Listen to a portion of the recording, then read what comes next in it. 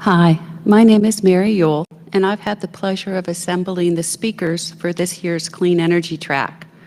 They will focus our attention on the work diverse organizations are doing to bring the clean energy transition to everyone. Thank you so much for attending, and I hope these sessions gather our rural communities together to find solutions towards a clean energy transition. Finally, welcome. And please welcome Matthew Cannon, the Campaign and Policy Associate Director of the Sierra Club, Maine, and our moderator for this first session. Thank you. Great. Thank you, Mary. Welcome all. Even though I can't see you, it's great to be here with you. And I'm going to introduce the first three speakers who are going to address electric co-ops in rural America. We are pleased to be joined by Benita Wells. Benita Wells is the Chief Financial Officer at Southern Echo in Mississippi and an advocate for energy democracy that believes in empowering individuals to create self-sustainable communities for current and future generations.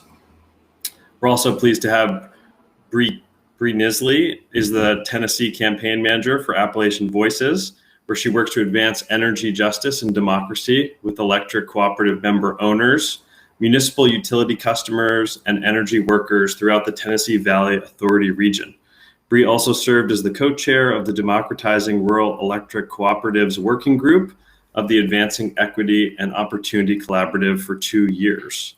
And last but not least is Eric Halstad, is the Energy Democracy Program Director at CURE, a rural grassroots organization in Minnesota.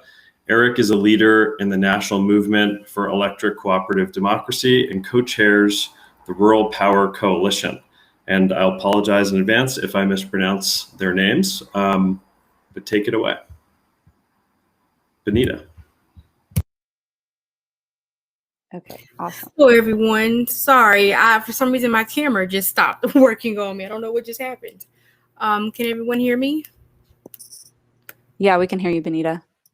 All right. Well, good morning, everyone. My name is Benita Wells, like Matt and Bree so graciously introduced me. Today we'll be talking about clean energy as well as electric cooperatives. So it's something that I'm very passionate about. And Eric, thank you so much for sharing the presentation for me. And next screen, and Bree and I we're gonna tag team this a little bit. Bree's my sister, so sure, Bree, you can. Cool. Thanks, Benita. All right, y'all. So today, just wanted to share a little bit of an agenda for you. We want to talk with you about the history of electric cooperatives and rural electrification. In case you're not familiar with that story, it's a pretty cool one. We're also going to talk about electric co-ops today. What are some of the issues that member owners are kind of running into at electric co-ops? What are some of the reform efforts that are happening? And then we also want to talk with you all about this federal initiative to transition rural electric cooperatives across the country to clean energy. And Eric's going to talk with us about that. There's a group called the Rural Power Coalition that has been leading that effort and actually got a really exciting policy initiative that's currently in the federal budget language. So excited to talk with you about that. We can go to the next slide. So again, the story of electric cooperatives is a pretty inspiring one because to me, it sort of exemplifies how self-reliant and innovative rural communities are across the U.S. Going back to the 1800s into the early 1900s, 50 years after cities in the U.S. were electrified, rural areas still didn't have electricity because most of the utilities at that time were investor owned, and it wasn't profitable for utilities to run electric line in rural areas because there were so few customers per line. So that meant that rural communities really had stagnant economies. They weren't able to diversify their economies the way that cities were because they had access to electricity, and also it had a real impact on quality of life. Next slide, please. Yeah, and thanks. Go ahead. Just wanted to tag team. Sorry. When we talk, and Bree talked about the quality of life. When we look at the statistics, 9 out of 10 farmers did not have electricity at this time. So 10% of individuals and families who lived in rural parts of America had electricity, 10%. So when you think about that and how that would affect your everyday life, that is just astonishing. Thank you, Bree. Thanks, Benita. Right. So, at this time, rural communities didn't have electricity, but then the New Deal era came around, and the Rural Electrification Act of 1933, I think it was, that helped establish the funding needed to create electric cooperatives. So there was federal funding that was made available, a big federal stimulus program, but also rural people themselves pitched in a $5 membership fee and ran a lot of the electric line themselves. And there was a lot of community organizing that happened at this time, especially through the farmers co-ops, to sort of gather up the amount of people that were needed, to get that $5 membership fee to start the electric cooperative and run the lines. And so you can see in the next slide here. Oh, actually, we're missing our slide. There should be a slide that sort of shows, yeah, there we go, this slide. Right. So in a very few number of years after the Rural Electrification Act, this is sort of what the electrification of rural America looked like at that time. And rural communities actually ran electric line faster than any of the private companies did at the time. It was really an amazing story. So if you go back a slide, just to zoom us out a little bit. Thank you. So generally there are three types of utilities that provide power across the US. There's an investor-owned utility, which is a for-profit private utility owned by shareholders. There are also municipal-owned utilities, which are owned by cities. So if you live in a city and your utility says like Knoxville Utilities Board, it's probably a municipally owned.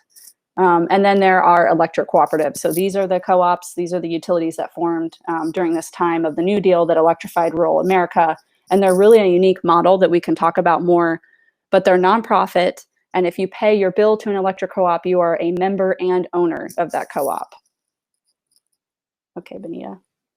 Yeah, thanks, Bree. Let's see. Can we go to the next slide? There we go. All right. So as you can see on this map here, there are a lot of electric cooperatives over the nation. There's a lot of land mass, as you can see, and there are over 40 million people. And I'm sorry, you guys, it's there. I cannot read this whatsoever. Bree, can you read that? Thanks, yeah, Matt. so I think, this is just to demonstrate how much of the U.S. is served by electric cooperatives. Again, Benita, you said more than 40 million people. Yeah. More than $400 billion worth of electricity is sold to member owners across the country. And if you're a customer, again, you're also known as a member owner. So you have an ownership stake in the utility, a right to vote in annual elections, and you also are supposed to get something called dividends back. So if you're a member of like a grocery co-op or REI, you get something like that, some sort of dividend or capital credit back. You know what that's like. That member owners of electric co-ops also get dividends. And just to kind of give a really good example of that, in Mississippi, we have 26 electric cooperatives. Together, collectively, they are worth over $1 billion. And when we think about Mississippi, we think about the families, the average income, which is 22% lower than the national average. It's amazing to see that we have people in rural parts of our state paying upwards of $700 a month for their electricity bills. Next slide. Okay, so we're going to talk, the next two slides, we're going to talk about how the electric cooperatives are governed and what the principles that they use to appeal to the community and things like that. So we're going to start with the 7 cooperative principles. And I usually like to point out the most important ones, which are democratic member control, and also concern for community. But the rest of them are, of course, open and voluntary membership. But we all know that if you did not have electricity and you chose not to become a member owner of an electric cooperative, you stayed off the grid, which, really affected your quality of life. Democratic member control, we have one member, one vote. Cooperation among cooperatives, sometimes that would mean we have seen mergers between cooperatives that better serve the community. Autonomy and independence, being able to operate and function. So the member owners are the voice. They are the ones who should be in control of the electric cooperative and what it's doing. They should be the ones in the know as well. Member economic participation, that's dealing with the dividends that Bree was talking about a few minutes ago, and really knowing your patronage capital and the capital credits. And we'll get into that a little bit more as we go through our presentation. Concern for the community. So that's actually the electric cooperative giving back to the community, giving back and developing, because they are vehicles of economic development for their community. They can bring in they can certify maker sites to bring in new businesses. So I know, for example, in Mississippi, they were able to certify hundreds of acres to bring in, I'm looking at the chat, to bring in the Nissan plant, the Toyota plant that we have here, and also the Amazon distribution plant, facility that we just recently opened. And then education, training, and information. So they should be part of their concern for the community, is making sure that they go hand in hand, is educating the member owners and the community, training and information. They can do lineman training.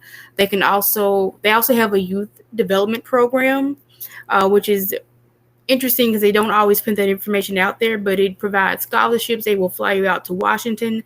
They teach our young adults. They provide them a lot of skills and knowledge that is very important for them to have. Anything that Bree or Eric would like to add to this?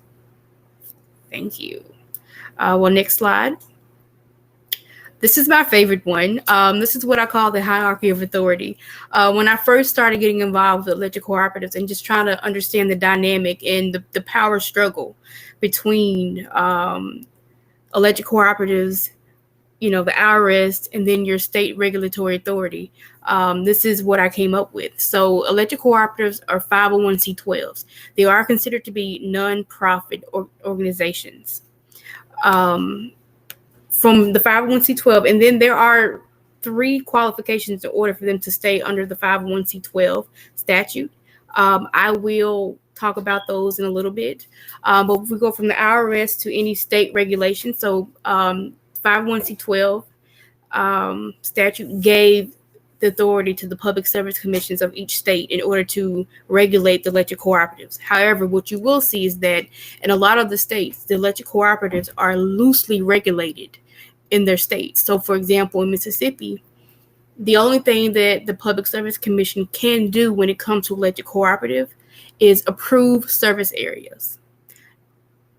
However, when it comes to an investor-owned utility like a Duke, Entergy, Mississippi Power, they have to approve any type of change in the charge for the rate, any additional fees, service area.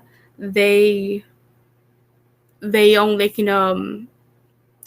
with complaints between the consumer, the customer, and the IOU. And you can see there's a vast difference in how they're regulated between the IOU and the electric cooperative.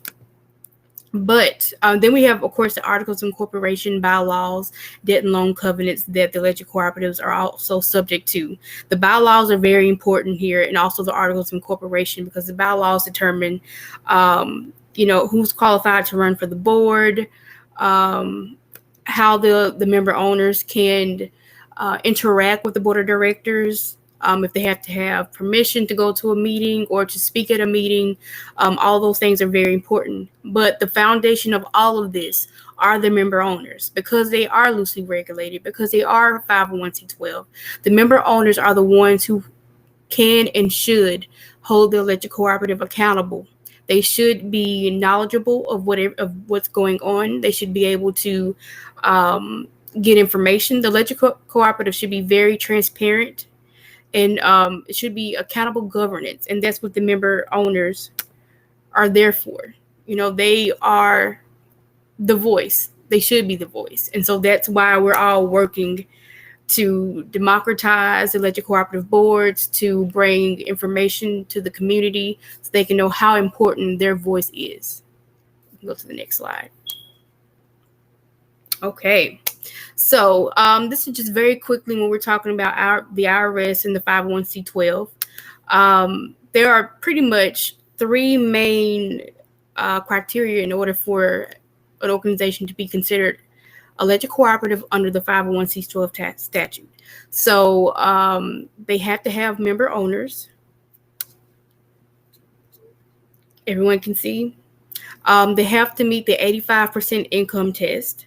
And then they also have to meet other operational things, and we'll talk about that. But the 85% income test means that 85% of their income must come from services and products provided to the member owners. That is very important. And also, have we talked about the definition of what a cooperative is? Do we need to go into that? Not sure. Yeah. So cooperative is an organization that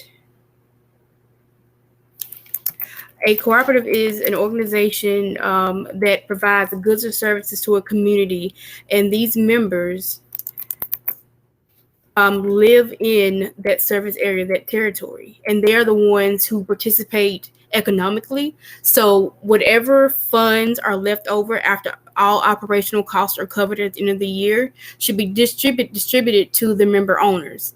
Not necessarily, it doesn't have to necessarily be in cash or a check.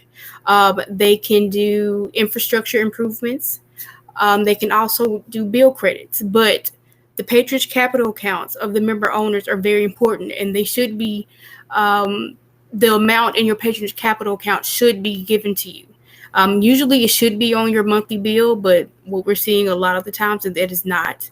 And why this is so important, when I talked about the bylaws earlier. Electric cooperatives provide a lot of other benefits to the community. For example, we have an electric cooperative in Mississippi that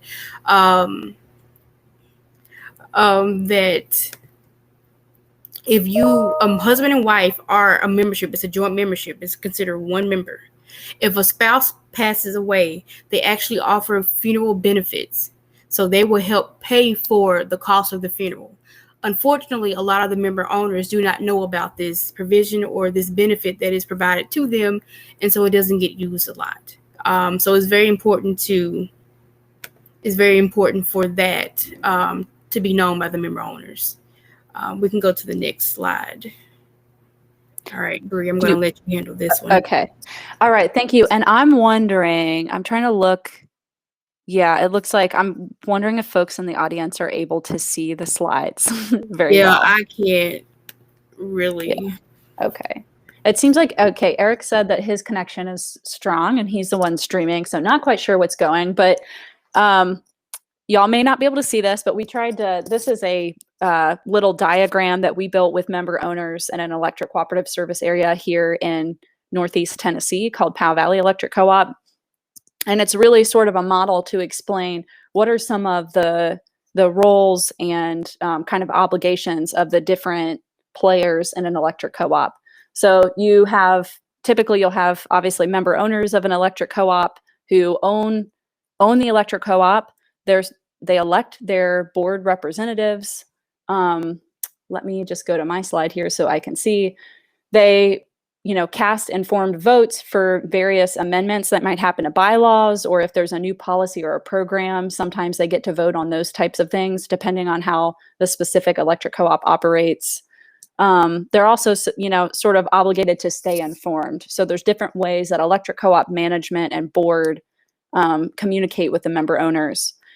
The management really oversees the operations and administration of the co-op. There's a CEO who is typically appointed by the board of directors, and they delegate different tasks to the staff and provide a lot of information to the board. And so the staff are the ones who are typically doing a lot of interface with the member owners, so supporting member owners, making day-to-day decisions, making sure the electric cooperative is operating smoothly. And the board which is democratically elected by vote. Electric co-ops have an annual meeting. The board sets rules and regulations. They elect, various executive management, including the CEO. They approve new programs, and their duty is to represent members fairly. And so what we're talking about here is really, this is ideally the way that electric co-ops should work. And in some places, I think in their early days, some co-ops did operate this way. There's obviously sort of like a history of racism that we'll kind of get into talking about that has always, or has been present in some areas of the country where, co-ops have formed where we didn't really have a representative board elected. But there are some places in the country where, co-ops did a good job at this. And I'll say that one of the electric co-ops where I've done some work with member owners who have tried to organize for more democracy and for specific programs at their co-op, we have this great picture. I should have put it in the slides, but we have this picture of an annual meeting in 1951 where 10,500 people showed up to the annual meeting.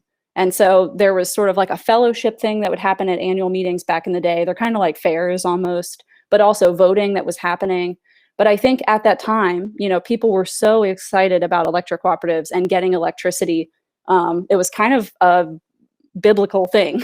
People called it, when they were organizing to form these co-ops, they called the work that they did, preaching the gospel of electricity.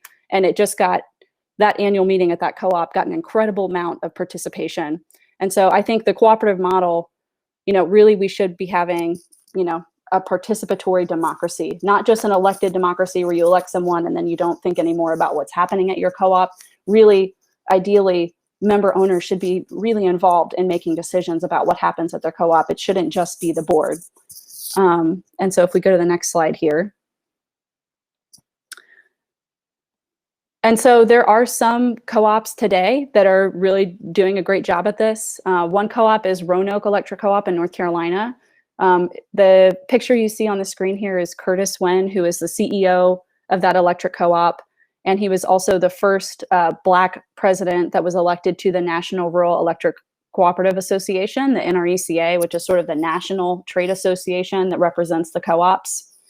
At Curtis's Electric Co-op in North Carolina, they have some really innovative programs going. They also have a really diverse board.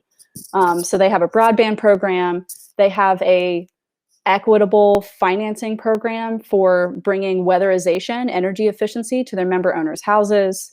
They've got a really unique kind of solar equity program that supports Black farmers by kind of placing solar on their land and helping them get benefits from that. They host forums called Straight Talk forums where they'll go around to each district at the co-op and have conversations with member owners, have these sort of like public, sort of like town hall events. But they also have this really innovative community center that the electric co-op helped start called the Roanoke Center. And through this center, they started a program called the Sustainable Forestry and African American Land Retention Program, because in this service area that is served by Roanoke Electric Co-op, the co-op noticed that there was a problem where Black land ownership dipped from 15 million acres to just 2 million acres in about a decade. And so they developed this program to help with land retention for African American landowners in the service area. So I think this co-op is one example of a co-op that's really following those cooperative principles that we talked about earlier, and really living up to the model of what an electric co-op can do for a community if member owners are heavily involved in decision making, and if boards are representative, and if you have CEOs in place who are really striving to live up to the cooperative model and bring economic development to their communities, and having member owners involved in the decision making. So there are other co-ops that we could talk about, but this is one we like to talk about a lot because a lot of us in the electric co-op organizing world really respect Curtis Wen and Roanoke Electric Cooperative for everything they're doing. So with that said, I think I'm going to pass it back to Benita to talk about, this is the ideal cooperative model. Unfortunately, today, not all of the electric cooperatives, that formed during the New Deal have really lived up to this model. So I'm going to let Benita talk about some of that. Thank you so much. Eric, could you go to the next slide, please? Oh, we got Yeah, it. there we are. All right, so one of the biggest things that I always like to tell people is that electric cooperatives are one of the basic forms of democracy in your community, but they are not without their issues. So we have, of course, lack of transparency.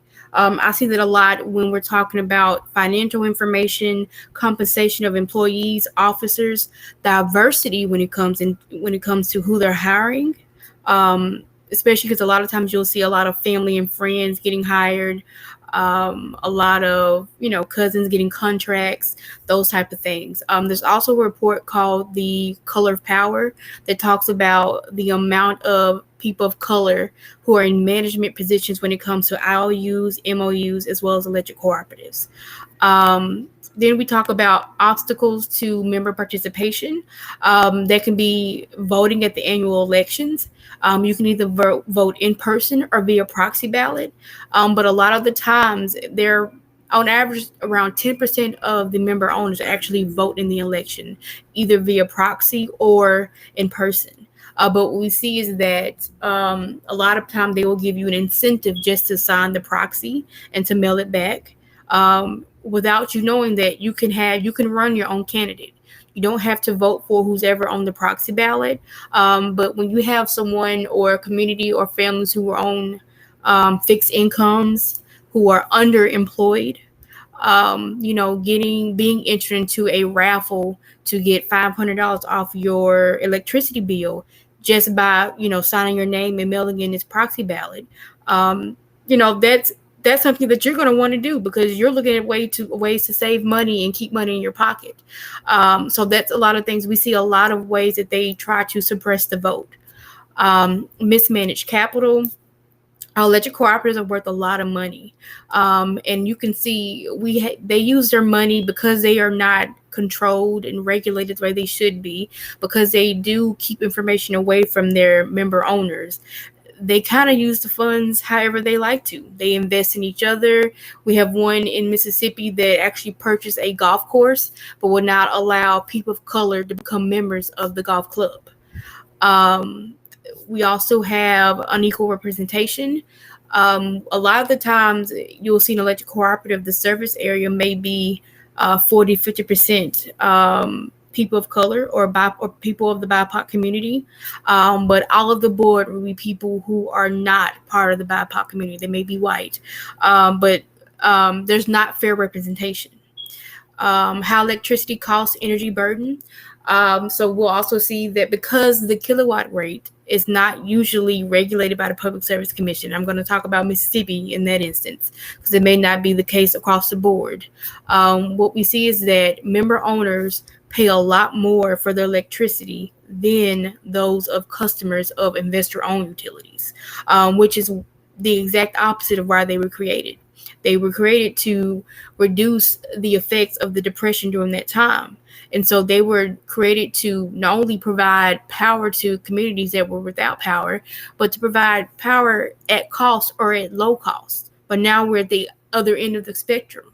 They are paying astronomical prices to keep the lights on, but then they're having to give up things in order to keep the lights on. So you will hear stories of people not getting their insulin, not being able to invest or create generational wealth, or get education or pay for education because they have to keep the lights on. Because if they don't, not only are their bills high, the reconnect fee is even higher. So that's something that's a very big issue. Lack of economic development security. Yes. Like I said before, they are vehicles of economic development. They can certify sites to bring in new businesses, and to provide revenue, a revenue base for taxes as well, to improve infrastructure, education, roads, other type of services provided by their local government there. But that's not happening. So what we see is the reality is that we have two realities. We have rural and we have urban. In the rural, we have housing stock that is torn down, that is, in very bad shape. We have our young people, our millennials, who are going off to college out of the state or just out of that area because they see no use in remaining in this place because they see no opportunities in businesses, and we're losing people. They don't, we'll see rural places that because of the lack of economic opportunity and development, they don't even have hospitals or medical clinics to provide them quality health care. So they'll travel sometime upwards of 2 or more hours to get to the nearest hospital or medical facility. And that shouldn't be the type of life that we have in 2021.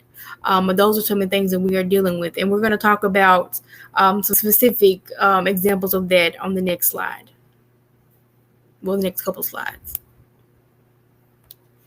All right, so it's a little blurry, but this is an example. In the night around 1983, a group of member owners came together in a small town in Mississippi.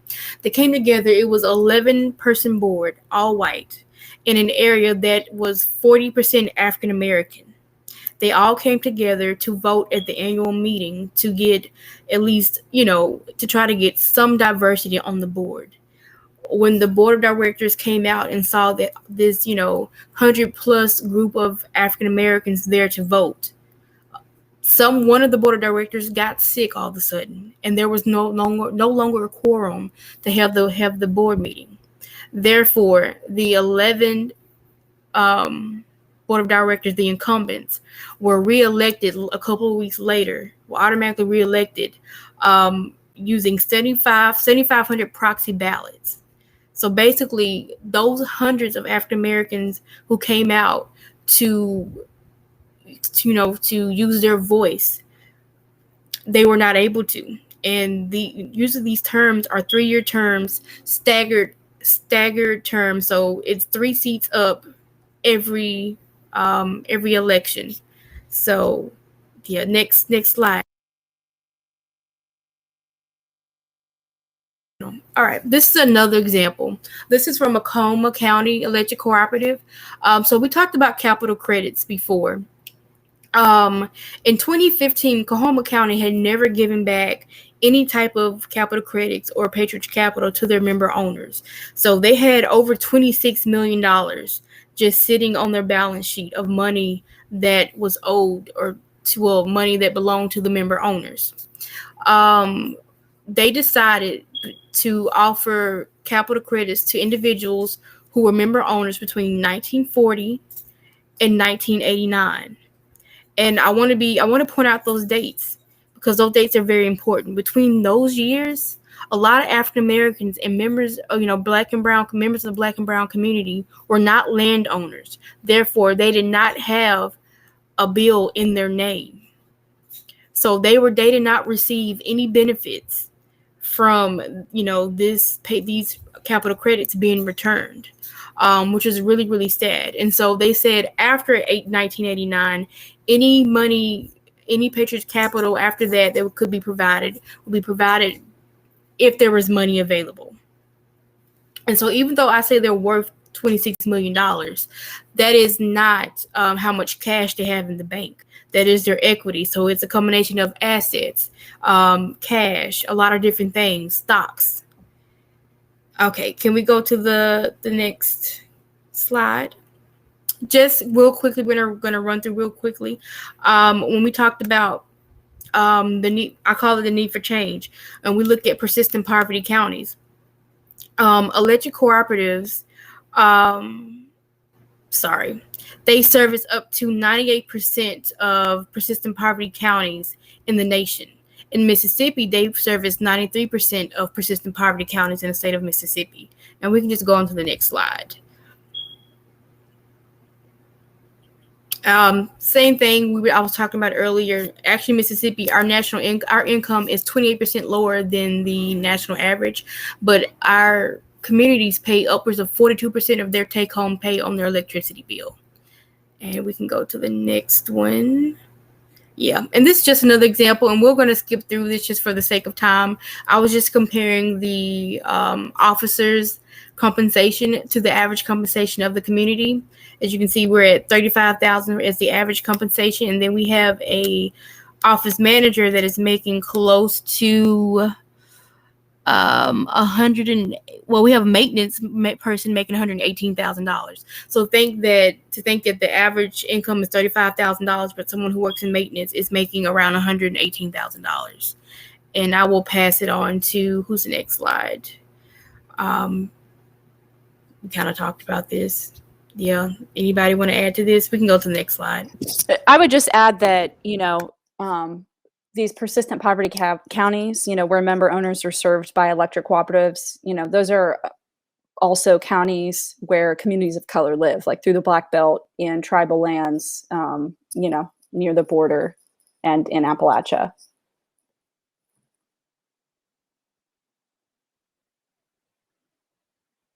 Next slide. Right, and where electric co-ops in their service areas, oftentimes energy bills are much higher, or a larger portion of people's income goes towards electricity bills in these rural areas as compared to more urban areas. And as Benita said, many electric co-op boards, especially in areas where majority communities of color, a high portion of the community served are Black and brown folks. Oftentimes their boards do not reflect the diversity of that community. A lot of times they're white and a lot of times they're men. And so there are a lot of examples, or at least a good handful of examples of places where member owners have organized to try to bring in both, clean electricity programs, democratize their co-ops, get better representation on the board, and also, get economic benefits back to the member owners, take back those capital credits, reduce electricity bills. And in Pedernales in Texas and at Cobb EMC in Georgia, there are two really good examples of how member owners have organized. The Pedernales story is actually on YouTube. I think it's called Green Dream. I'll look it up and put it in the chat so that y'all could watch that YouTube video. But I'm pretty sure the CEO or the executive management at Pedernales, they were using member owner money to buy Celine Dion concert tickets. And that's just one example of a lot of misuse of member owner money.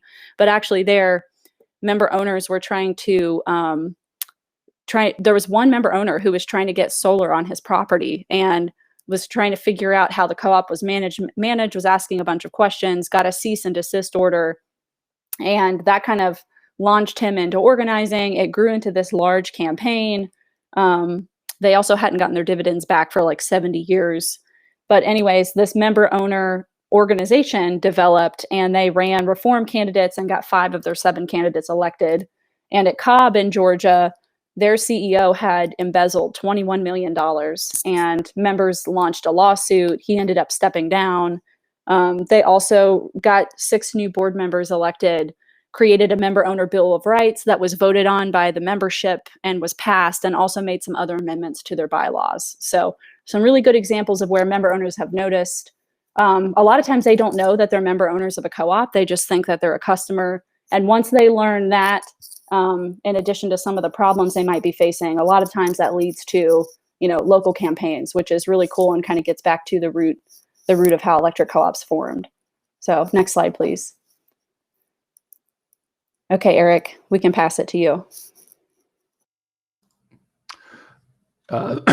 Just another example of kind of widespread problems of corruption and misuse of member funds in across the country. In Minnesota, we have a cooperative that was essentially had essentially invested in a rare earth metals mine in the community, but had then, as a part of this deal, made a bunch of concessions for the board members at the time, and the general manager had secured for himself a 1% commission for all proceeds from that mine in perpetuity. So the member owner group is continuing to fight against that right now. We also see, we just wanted to provide another example of some of the work that we've done here to shine further light on transparency and democracy concerns in cooperatives. Right here, we have report cards looking at different transparency and democracy practices in co-ops. Really encourage you to check these out. The one on the left is the one in Minnesota. You can check that out at mnlocalenergyproject.org, and the other at energydemocracyyall.org. And I think Bree will put the links to those in the chat. We're going to skip this video just for now. All right. So I really think, we've set off a lot of important context for electric cooperatives in the clean energy transition. I think it's always important for us to remember that electric cooperatives are one of the most successful kind of social democracy programs in the country's history. The fact that we were able to electrify, all the way from 10% of rural communities in 1936 to 80% of rural communities in 1950 is really dramatic and shows kind of the power and innovation of rural communities when they have access to capital through the federal government. However, when we forget that they are social programs and supposed to be driven by democracy, we have a lot of the concerns arise that we have shared over the last several minutes. And one of those big concerns is the reliance of electric cooperatives on fossil fuel power, and essentially that reliance driving higher utility bills for rural electric co-op member owners, driving worse health outcomes and pollution for electric co-op member owners, and also driving bad policy outcomes both at the state and federal level because of the co-ops' reliance on fossil fuels, and because as we've noted, they're so geographically widespread. They have a lot of influence. So over the last year, a coalition of groups who think about rural electric co-op issues came together to essentially advocate for the member owners' interest in Washington. And the Rural Power Coalition is made up of 7 groups representing the 5 most carbon-intensive electric cooperatives in the country. And we have a couple of representatives from there today. I want to share a little bit about the work we've been doing to push the rural energy transition with electric cooperatives at the federal level. We saw in between 1936 and today the tremendous impact of rural electrification and what electric co-ops can deliver for rural communities when they have the right access to capital, when they have the right policy behind them, and when they are fully functioning democracies. And they have a huge amount of importance in the clean energy transition right now. So electric co-ops, you saw the big map before with all of the different service territories. So the local distribution co-ops band together and create essentially co-ops of co-ops, which are called generation and transmission co-ops, and we refer to them as G&Ts, which essentially is the co-op's way to collectively generate and transmit electricity for local distribution. However, 60% of that electricity comes from coal today. And so the electric co-ops have been incredibly slow at that towards that transition. If you look at this graph here, I know it's a little blurry to see, but of the 15 most carbon intensive utilities in the country. 9 of them are electric co-ops. And sorry to say that 2 of those 9 serve Minnesota. So we all have our work cut out for us in rural communities to make this transition happen. So in order for us to make this transition and meet the Biden administration's carbon-free electricity sector goals, we're going to need to retire every single fossil fuel asset that is currently owned by electric cooperatives. Roughly 57,000 megawatts of power needs to be retired. But here lies the main problem. We have these utilities that were funded in large part by the federal government, which currently hold a massive amount of debt, because we need to look back at the history that Benita and Bree just discussed, because all of the problems originally facing rural electrification in the first place are still true today. And in some cases, I would argue they're even more difficult. You have fewer people living in rural communities. You have fewer people to pay for the infrastructure, which is a large, it's a large investment to make the investment in the first place, and a large cost to maintain that system right now. For instance, in 1 year in Minnesota, we had a generation transmission co-op with 1 coal plant lose $200 million of member owner money. But they can't transition out of their coal assets without help. If we do not have the correct policy at the federal level to help co-ops transition off of their fossil fuel generation, to help them close the 57,000 megawatts of fossil fuel assets that they currently have, it won't happen. With $100 billion in debt still on the books for an existing system, co-ops are really hard pressed to continue to make new investments in the kind of clean energy transition that we all know needs to happen. Furthermore, they haven't had access to the same type of clean energy incentives that investor-owned utilities have had in the past. So it stands to reason that in order for us to entirely rebuild the rural electric system, we're going to need a investment on the scale of the New Deal to actually accomplish it.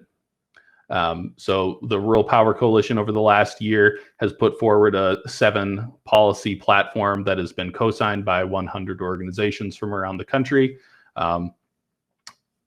Little fuzzy on the screen, but this includes things like advocacy for a moratorium on utility shutoffs, increases in low-income energy assistance, but our big proposal forward was a $100 billion investment in the rural electric system as a part of COVID response and the infrastructure package.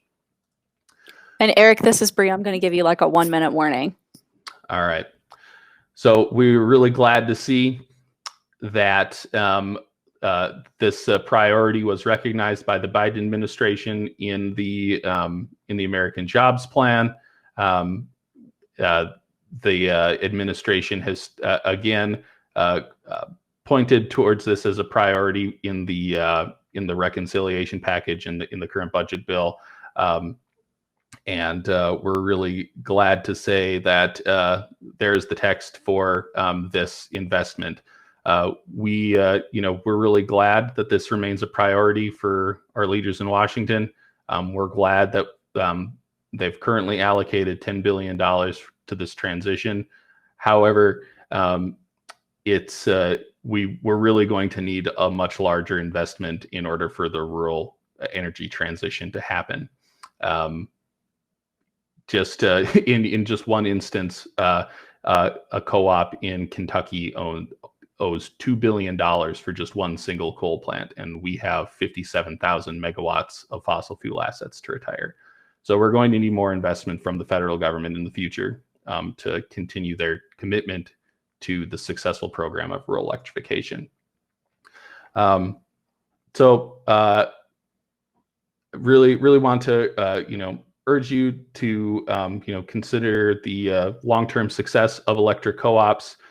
We really think that co-ops have proven themselves for rural America to be successful institutions for rural electrification, for so many other things across rural economies. But we just need to make sure that co-ops are living up to their democratic potential and their full potential of being the strong rural institutions that they are supposed to be. So thank you all so much for coming today, and looking forward to ongoing conversation with you all about how we can help make the clean energy transition happen in rural America, and how co-ops can be a critical part of rural electrification moving forward. Thank you.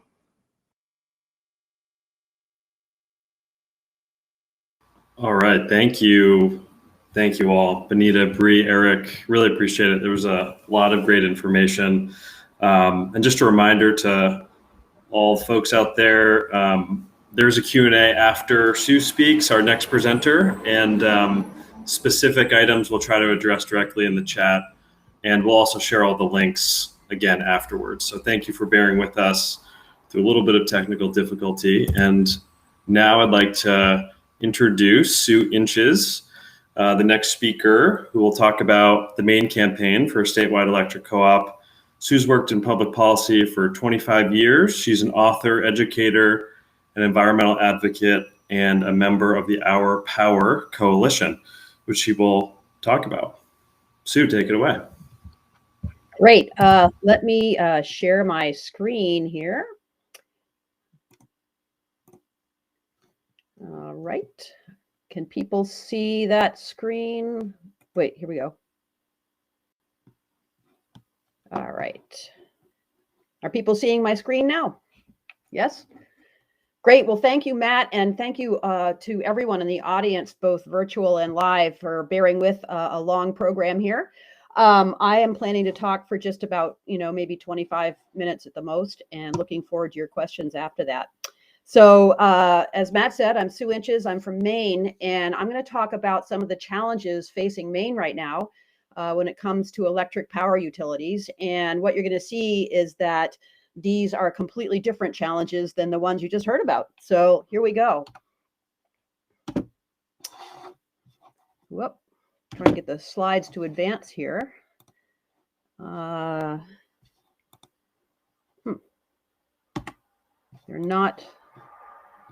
Slides are not advancing. I don't know why that is. There we go.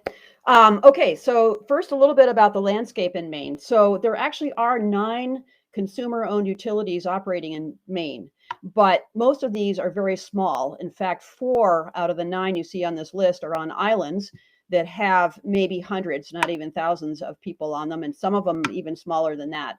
So we do have a history of what we call consumer-owned utilities, but the interesting thing is that 95% of our ratepayers are served by just 2 investor-owned utilities.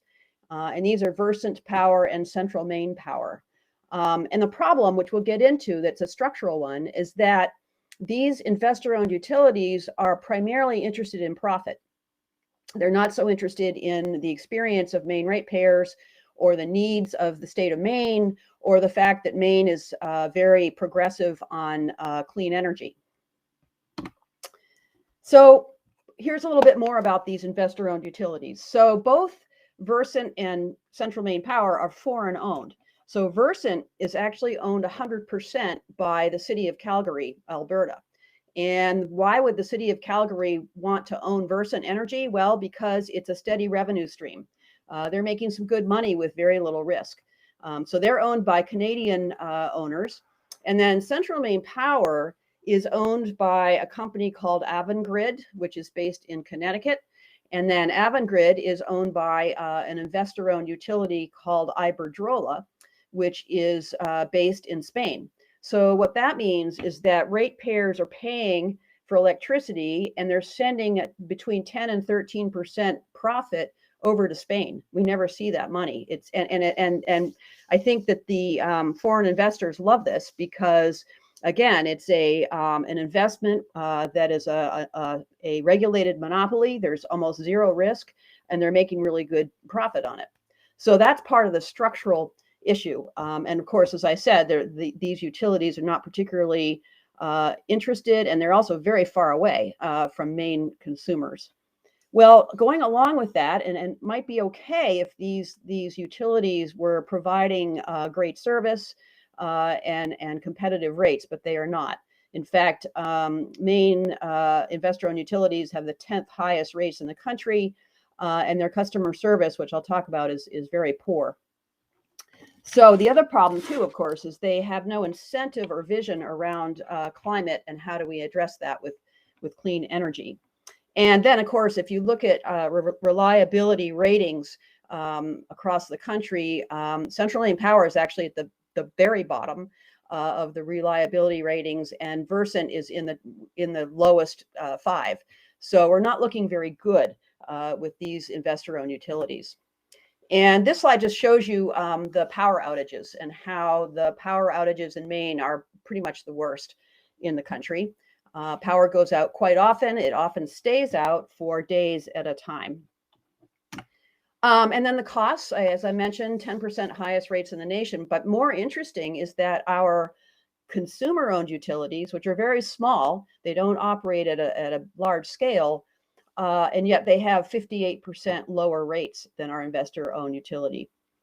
And then, of course, in rural communities, and Maine is a rural state, I should have said this, we have about 1.3 million people, and they're spread over an enormous geographic region. So Maine is entirely rural, and we do have a lot of people that are not served with broadband.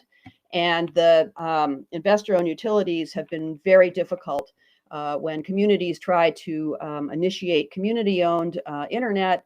The make-ready fees, that is making the poles ready to accept the fiber on the poles, are very expensive. And then there's a pole attachment costs, and then annual rental of the poles make it a very expensive proposition to connect to those poles.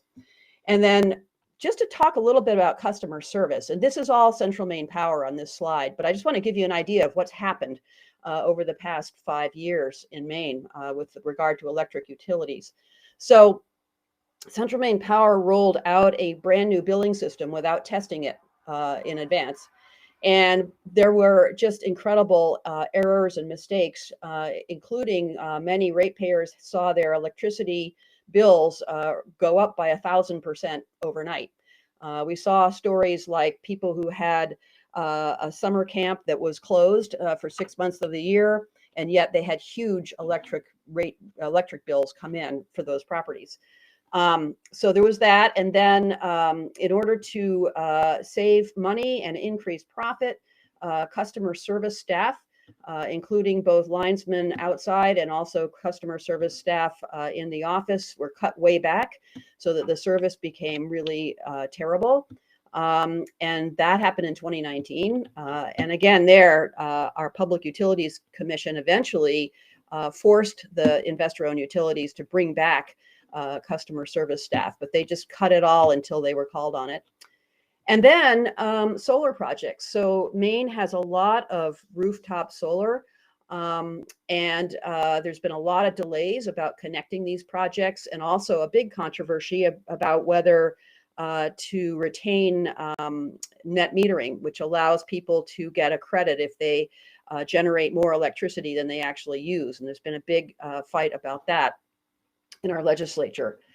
And then now, this year, Maine legislature passed legislation that would allow commercial scale solar and wind. And so what happened there was that a lot of solar projects were built, based on estimates of what it would cost to connect to the grid, only to have Central Maine Power come back and say, oh, no, actually, it's going to cost a lot more than what we said. So that was a huge issue and is actually being disputed and resolved now.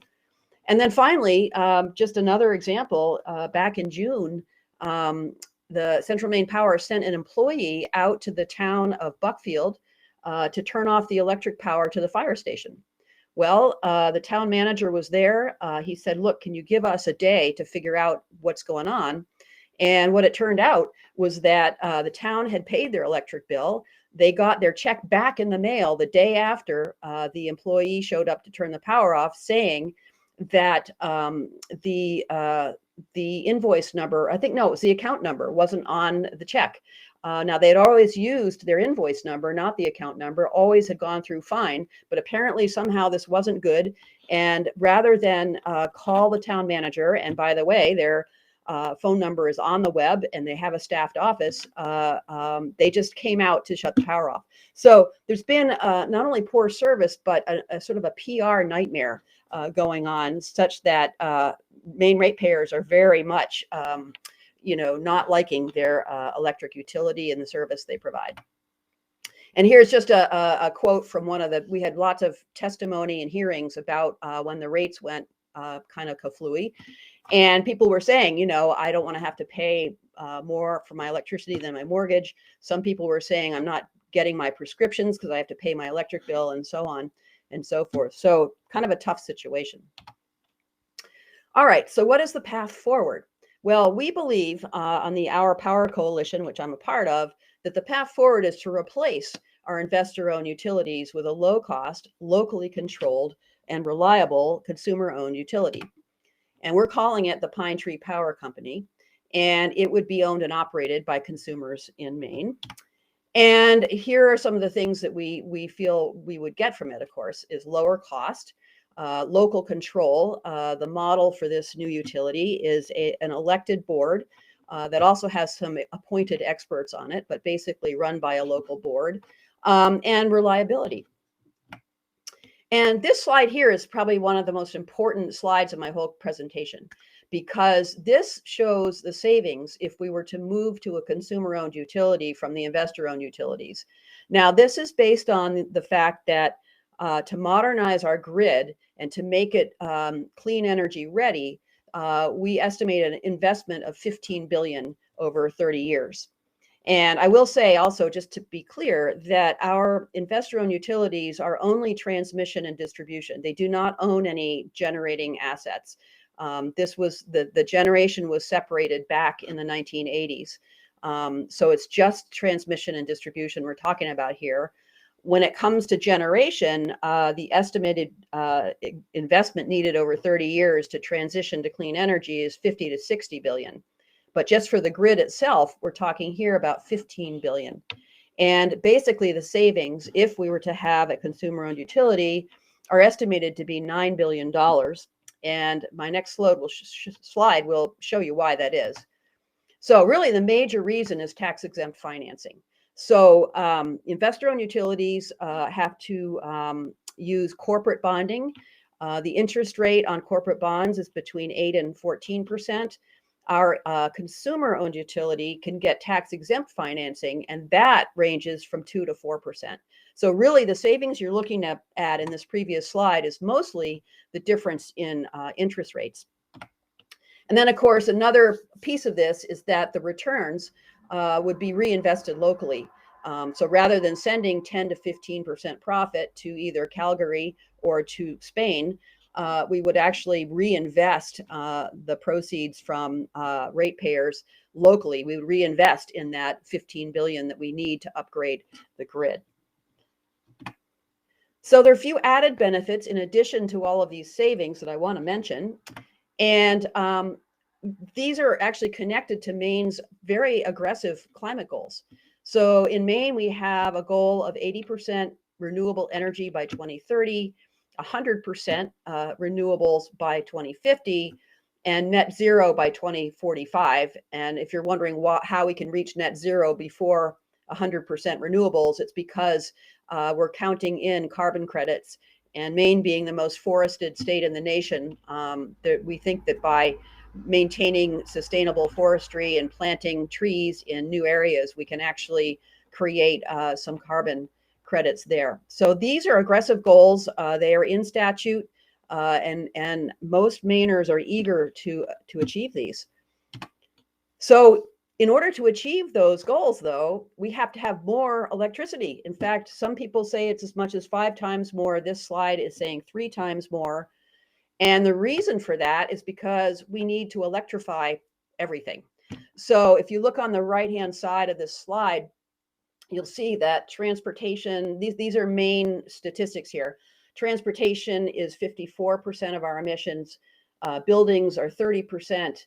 And industry is 9%, and our current electricity use is 7%. So we're going to really need to ramp up electricity in order to go to clean energy. So that's why we're saying we need to really improve the grid. The grid is already pretty weak in some ways, and you can see that because of the lack of reliability. Every time we have a storm, trees fall on the wires and the power goes out. Well, we need to really beef up that grid in order to accommodate more electricity and, of course, more reliability. And then the Pine Tree Power Company is intended to support the local economy. And this is actually similar to what you heard in the previous talk about electric co-ops. We want to support local economies. We want to support local business. We want to provide sustainable union jobs, which basically are already there. We would just keep those jobs. And we want to partner with local Maine governments, meaning towns, counties, and the state to decarbonize. And of course, lower the cost of renewable energy. So as I mentioned earlier, internet access in rural areas is a critical issue for the economy and for the residents that live there. In fact, I was really struck in the last talk about how similar broadband is to the 1930s, where there wasn't electricity in rural areas. And so those rural towns were feeling outside the economy due to lack of electricity. Well, now we have towns that feel like they're outside the mainstream economy because they don't have internet access. So 85,000 homes lack internet access. And what that actually means is the federal definition of internet access is 25 megabits down and 3 megabits up. So they might have some really slow internet in some of these homes, but they don't have what's considered the standard for broadband. And so what we're saying is if we can create a consumer-owned utility that owns the poles and wires that our investor-owned utilities own now, then we can use those to string fiber and create internet in rural areas. And we can do it at a lower cost and also just at less hassle. Because I can remember, I've worked on some internet projects myself, and the time it takes to apply for applications, to apply for using poles and get that approved. And it's just it can take like up to a year. Just to get access to the poles, and then it's very expensive on top of that. So we're thinking, well, this is a side benefit. If we can get a consumer-owned utility, we can facilitate internet access at the same time. All right, so let's take a look at the acquisition process, what we're working on in our Power Coalition right now. So here's how the transfer would work. First of all, we would use low interest bonds, which I've mentioned. And this requires no new taxes, no state bonds, no state funding. There's nothing in the state budget about this, which is very attractive. And then we have actually a bill in the legislature, which I'll talk about. And in that is a complete plan for how the acquisition and transfer would take place. And of course, part of the plan includes the current workers. Basically, they would be allowed to keep their jobs if they wanted to. And we would really just be changing the ownership and the senior management structure. So that's what changes. The workforce pretty much would remain the same. And then, of course, we would bring in new workers as needed because we're upgrading the grid and doing a lot of work. So the other thing about this is that unlike some other public power campaigns, we don't require any assets outside of the state, nor are we trying to separate from the grid. So this new consumer-owned utility would be actually a lot like the smaller consumer-owned utilities we already had, but just much, much bigger. So it would have thousands of members as opposed to hundreds. It would be regulated by our Public Utilities Commission, just like the other consumer-owned utilities. It would be connected to the grid through ISO New England, which is our regional grid. So, all of that infrastructure would remain the same. We're really here just talking about changing the ownership of Maine's electric utility, just that one piece, and keeping everything else in place. And this makes it a lot easier, right? Because we already have the whole model of how the Public Utilities Commission regulates the other consumer-owned utilities. So we would just fold this new one into that same regulatory structure. So this is a big advantage we have over other places that have tried to make this transition, is it really, we're just changing one component of a larger system. So let's talk for a couple of minutes here about the campaign, which we're in the middle of. And it's quite interesting because this changing from a investor-owned utility to consumer-owned is a really challenging thing to do.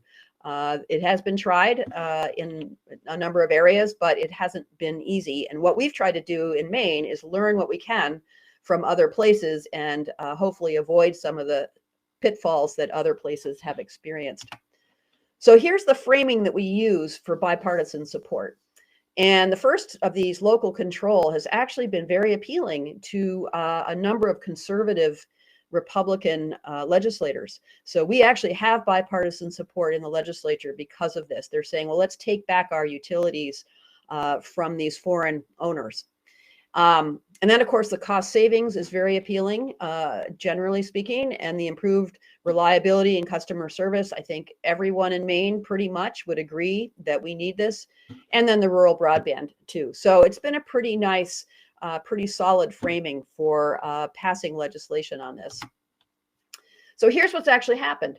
So I have to call out here Representative Seth Berry. He's a state legislator. He's on the Energy and Utilities Committee of our state legislature. And he has really been the one that has initiated this legislation and put together the coalition and built support for it. So back in 2019, he introduced his first bill on this issue. And it basically introduced the concept because it was a really big idea. We've done a fair amount of research, and I say we because I'm on the policy development committee for the coalition. So there are a number of us, including some people that are retired utility executives who even know more about electric utilities than I will ever know. But anyway, we had put quite a lot of work into vetting this initial bill. It was pretty strong, but it was such a new idea and such a big idea that people in the legislature were just, not ready to accept it. And so this bill became a study order, which was actually a good thing. And so in 2020, there were two studies done, one by London Economics, and they determined that this transition would be legal. It would be constitutional under this Maine state constitution, and that it would save $5 billion over 30 years because of the interest rates, as I talked about earlier. But we in the coalition weren't sure about this. And so we hired someone named Dr. Richard Silkman, who is a Yale University economist, to do another study. And what he did is he went through the London Economics study, and he actually found a pretty serious error in their study. And what that was that they had put into their model an accumulation of $5 billion in revenues that they did not count as an asset. So there were $5 billion sitting there in the cash side of the ledger that weren't counted. So we felt pretty confident after Dr. Silkman's study to say, no, actually the savings are going to be 9 or 10 billion, not 5. And we could show it, we could prove it sort of beyond a doubt. So that's why we use those numbers, because it's there, it's on paper. So then, following those studies, another bill was introduced. Again, Seth Berry, Representative Berry, introduced it. And that was this year in January. And by then, there were many refinements in the bill. The group of us that works on public policy analysis had gone much deeper and figured out, what the structure of the board of the consumer-owned utility would look like. We've added in there a whole process for how the acquisition would take place. So a much more fleshed out and detailed bill this time. And we had an unbelievable legislative session where it passed both houses, the House and Senate. Now we do have, a Democratic majority in both houses, but in the House, it's very, very slim. You have to have, some Republicans with you in order to pass it. And we did pass it. We were really excited. We had a huge turnout. Loads of people testified. All kinds of people from different sectors and different walks of life supported it. And of course, it wasn't helped by all the bad press from the things our investor-owned utilities were doing. Unfortunately, it was vetoed by our governor, who tends to be sort of on the side of corporate interests. And I don't know exactly, how her corporate interest works, whether they're contributing to her campaign or whether she just feels they're better equipped. I don't know. But anyway, she did veto the bill after it passed. And so our next step, and we had been planning for this all along, is to go to citizen initiative. So that's where we are actually right now. We have submitted documents to the Secretary of State to run a signature gathering campaign. Those documents are in the approval process right now. We expect to get them back by the end of October and begin our petition with, signature gathering. In fact, we're planning to be there at Election Day at all of the voting booths. So that's what we're doing. We believe that people are so fed up with the investor-owned utilities that it won't be too hard to collect their signatures. I think we'll be able to get a lot of support. And if we have to get about 70,000 signatures. If we succeed in doing that, then a voter referendum would be held in November of 22, followed by legislation to enact that referendum in 23. So that's kind of our timeline for the campaign. So as I mentioned, trying to shift from investor-owned utility to consumer-owned utility is a very challenging thing to take on. And here are some of the major challenges we face. First of all, the opposition, which is the power companies, are very well funded. They can do almost unlimited advertising, lobbying, campaign contributions, lawsuits, and so on. And we're just a little grassroots group, right? So it's a big challenge for us to face this kind of opposition. And then related to that is the misinformation that our opposition tries to throw. In fact, one of the things we've already heard quite a bit, and this has been on television, their television ads and everything about this, saying this is a government takeover. And our response is that this is not at all a government takeover. In fact, this is a public nonprofit that we are creating or proposing to create, and it's not a government agency in any way. It's a little tricky, but we did have done research and showed that the tax exempt financing we are eligible for that, but that does not mean we're a government agency.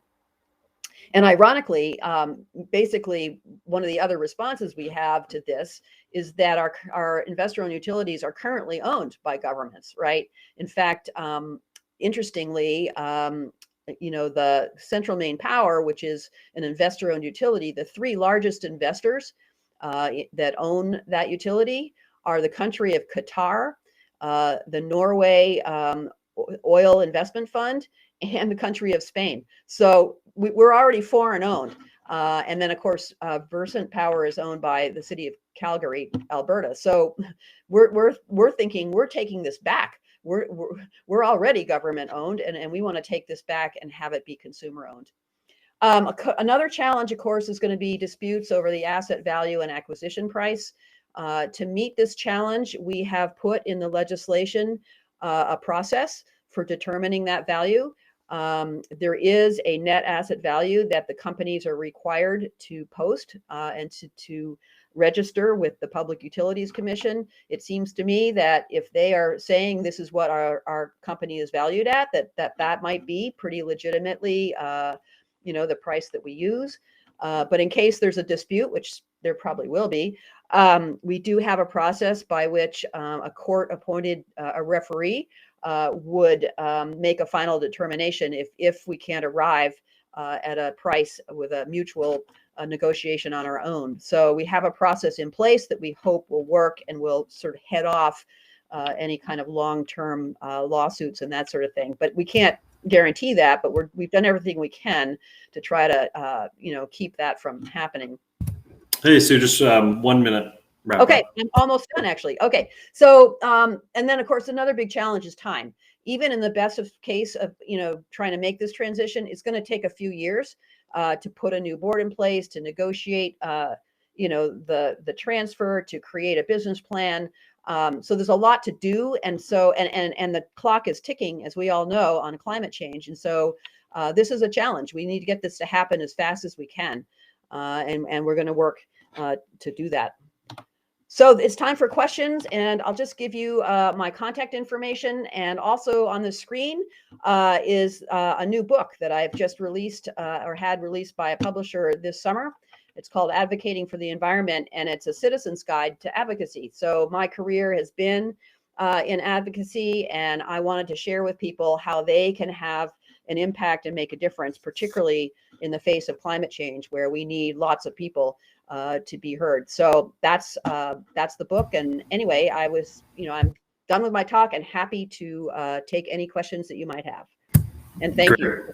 Yeah. Thank you, Sue. Thank you to all of our speakers. And we have about 20 minutes or so for Q&A. There's been a couple coming in the chat. Please feel free to keep them coming, and we'll do our best to answer.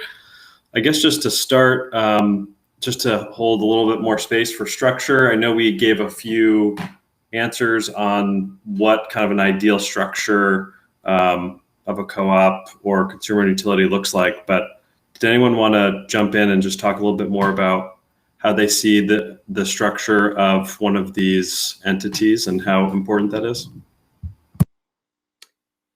I'll jump in a little bit. I mean, this is a question that we've heard a lot from a lot of people about. A lot of people have different ideas about how it should be structured. But basically, where we're trying to go is an elected board of directors with actually an additional, I think there's 7 members elected, 6 who would be designated experts in different, like could be an expert in utility finance, an expert in consumer issues, that kind of thing, so that we basically have a board of directors, and it acts like a corporation where the board of directors would be hiring the management team who would actually run the utility. So that's where we're headed. But I'd be interested if other people have ideas around that.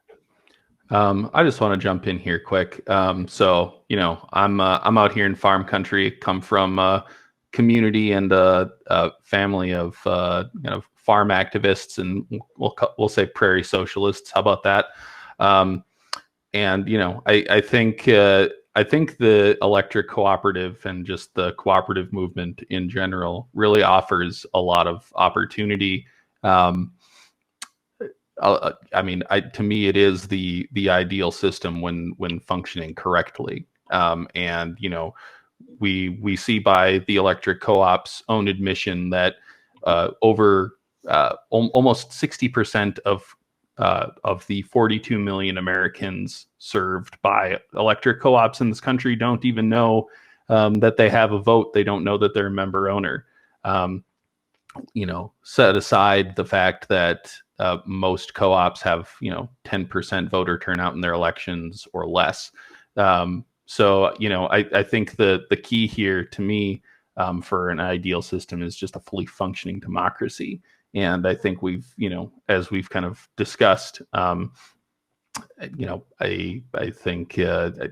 think the institution has kind of intentionally sidelined member owners, and we need to make sure that member owners are the ones who are fully in control and in charge of their utility.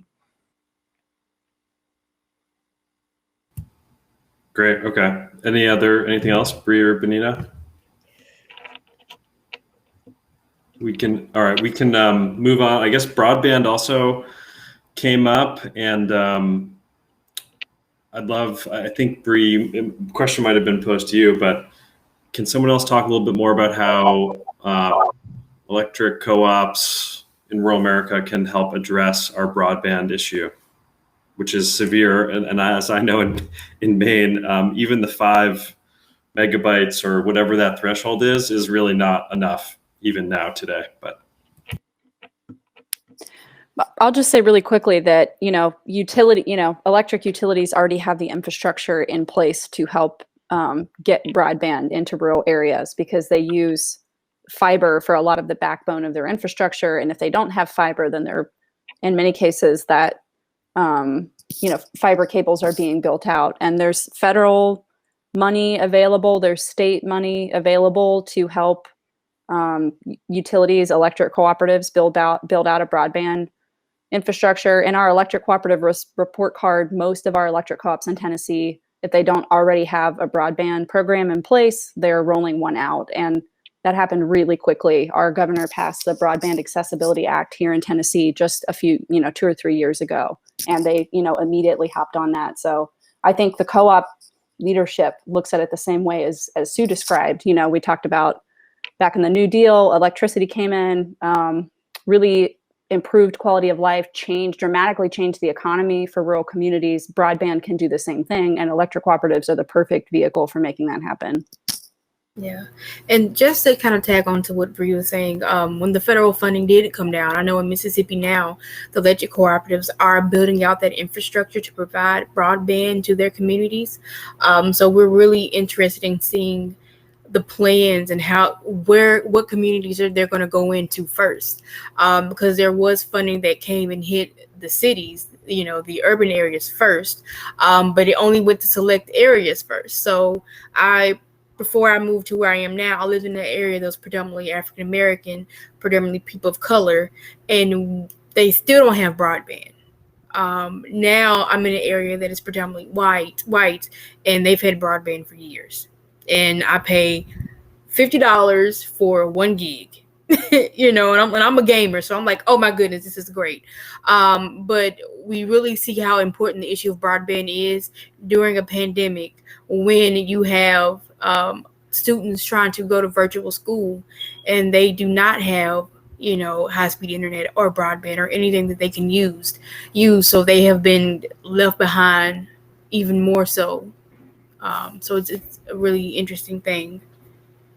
I do see one more question about how urgent is climate change. I'm just going to give an example. I can't give you a timeline. I can't give you years, or I can't put a timeline on that. But I can tell you, when I was younger, what are we in? September, October, we're getting ready for the state fair. When I was younger, state fair time, we were wearing Letterman jackets, boots, things like that. The last 10 plus years, especially last 3-4 years, we've been wearing shorts, flip-flops, tank tops to the state fair in September, October. Around December, January, we may get a little snow in the morning. By the afternoon, evening time, it's 80-90 degrees. And for me personally, I have multiple sclerosis and I have heat intolerance. The heat is unbearable here. I live in Mississippi again, and the heat, to think that it's September, going to be October, we're still going to be in the 90s, and I can just say that I am grateful for my, I look good. I look like I am okay. But, for me with MS and heat intolerance, it affects my speech. It affects my walking. So just going from my car to the door of a store, I could lose my speech and my ability to walk in a second. And so it happens so much. So our doctors are telling us, do not go outside unless you have to. So that's that's just kind of the best way that I can explain, is that climate change should have happened. Our ability to address climate change should have happened well before now. We are behind the curve in trying to address climate change, and I don't know if we will catch up in time. Yeah. Yeah, I mean, it couldn't be more urgent, really. There are 2 reports just recently released by the United Nations that say that there are effects of climate change now that are irreversible. and that we have a very short window of reducing emissions significantly if we don't go sort of over the line where basically lots of our country become uninhabitable. So it's a totally urgent problem. And it's an issue I work on quite a bit, and I'm always surprised that many people are not focusing on this because, we're talking about existential change. I mean, if we don't make these changes, so that's another whole reason, that we need to get going on renewables, and that includes the generation and the transmission and distribution needed to do it. So, yeah, it couldn't be more urgent. Thank you all. Yeah, and we definitely can make those investments. Many communities already have, many co-ops already are. And Eric, I guess just quickly to that point, I think you mentioned that there is $10 billion in federal legislation right now to help advance rural co-ops. Can you just touch on that real quick? Yeah, that's right. So there is in the reconciliation package right now, there is currently $10 billion to help co-ops transition through different grant and loan programs to retire their coal plants and reinvest in clean energy. The Rural Power Coalition had, a much more kind of expansive program that we had been advocating for, and both in terms of desired outcomes and size of package. We're certainly you're certainly not always going to get everything you want in a federal policy discussion. And I think we can pretty safely say that this program is good. It will help co-ops along and make this transition possible. But we're really going to need a much larger investment to fundamentally address the legacy debt, the $100 billion that the rural electric system currently has out there. If able, we'd encourage you to visit ruralpower.us. That's the coalition's website to find out a little more about it.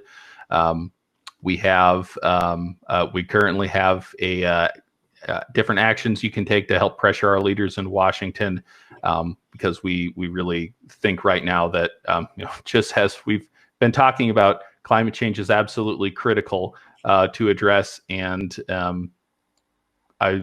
we don't think that the rural energy transition is going to happen without the right kind of investment in the rural electric system. And we have limited chances to make this kind of major investment in the rural electric system, or just in the energy system at all. So it's absolutely critical for us to protect this investment in the reconciliation package right now. So if able, we certainly welcome you all taking action through our website, and we've got a really easy tool set up to help you contact your local delegation and national delegation in Washington, D.C. Great. Thank you, Eric. And we have a couple other questions here. I guess maybe we can quickly go to Sue. There's one about, I don't know if you're familiar with the New Hampshire efforts to do something similar like Maine, or maybe that was just an idea in the chat.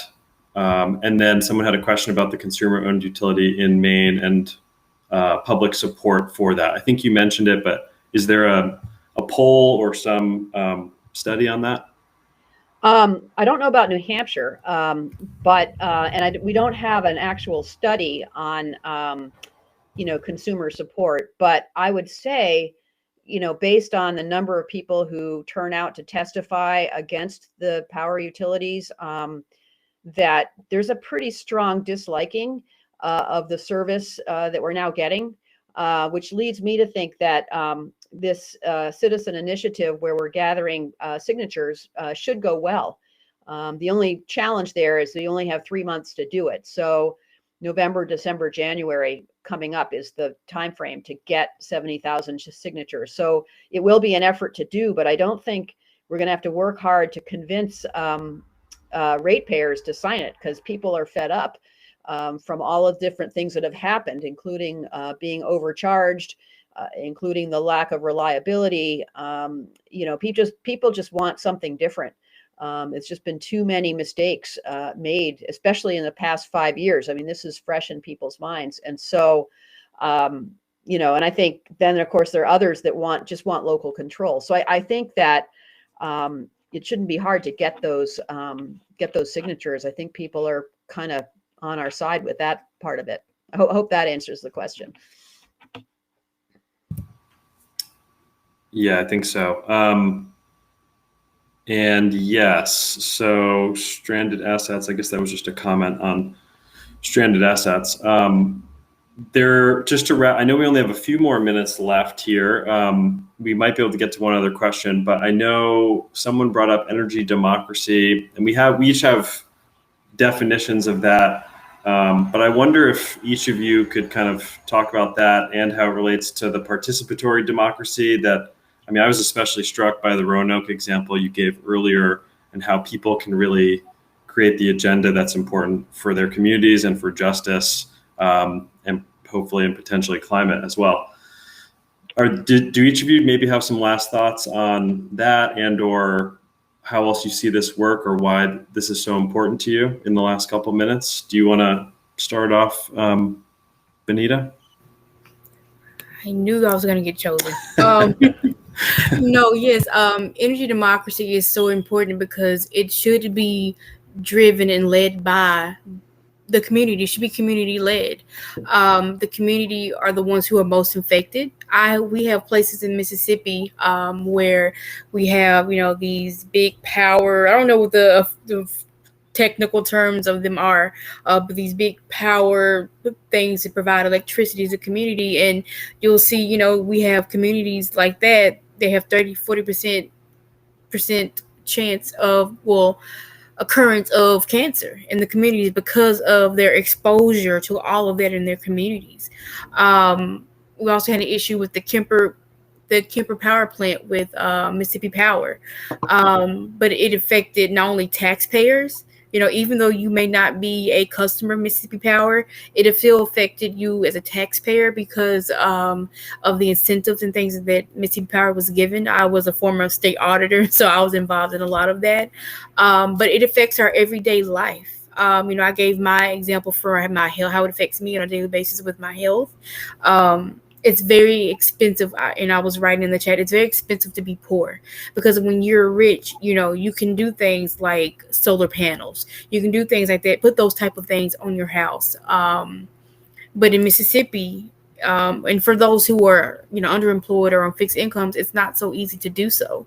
And I know Sue mentioned net metering before. In Mississippi, we do have net metering, but the most we can do is zero it out. We cannot gain or make a profit. The most we can do is wipe out our bill, and then after that we're just giving energy away. But then again, it's so expensive to get solar panels and things like that there are not a lot of people in Mississippi that do have it unless they are millionaires. So it's just and it shouldn't be that way. It shouldn't be based on your socioeconomic status, right? Because it affects us individually, but it affects everyone else, and it affects our future. I'm thinking about my 12-year-old daughter, and I'm thinking, like, in 20 years, what is our reality going to look like in 20 years if we do not make a change now? When I was a little girl, I was thinking, gosh, in 2020, I'm thinking about the Jetsons. I'm like, we're going to be like the Jetsons, flying around in these cars and things like that. And now I'm just like, are we going to be wearing things just to protect us from heat? Or some people are going to be wearing things to protect them from the cold because the weather is so extreme in different parts of the world. What is it going to look like? And so it's just something that I'm very, very passionate about. And one of the things, and I always tell people this, my grandfather, he passed away about 5 years ago. He was in the D-Day invasion on Normandy Beach on a General George Patton. And, you know, he was alive to see the first African-American president to be elected. But one of the regrets I do have is that I never got to tell my grandfather that he was a member owner.